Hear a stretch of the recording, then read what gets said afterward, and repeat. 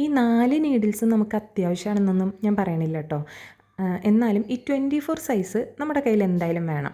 14 size അത്ര അത്യാവശ്യമില്ല, എന്നാലും രണ്ടും കയ്യിലുണ്ടെങ്കിൽ നല്ലതായിരിക്കും.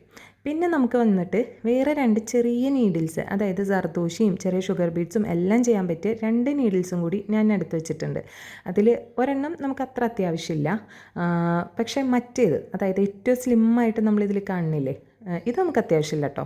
ആ സ്ലിമ്മായിട്ട് കാണുന്നത് അതൊരെണ്ണം കയ്യിലുണ്ടെങ്കിൽ എപ്പോഴും നല്ലതായിരിക്കും. അപ്പോൾ ഇതുപോലെയുള്ള ടിപ്സൊക്കെ നിങ്ങൾക്ക് വേണമെന്നുണ്ടെങ്കിൽ നമ്മുടെ ചാനൽ എന്തായാലും സബ്സ്ക്രൈബ് ചെയ്ത് സപ്പോർട്ട് ചെയ്യണം കേട്ടോ.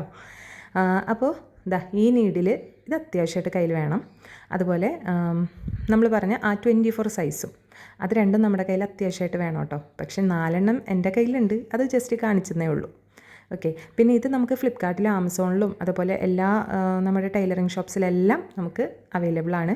നമുക്ക് എങ്ങനെ വേണമെങ്കിലും പർച്ചേസ് ചെയ്യാം കേട്ടോ.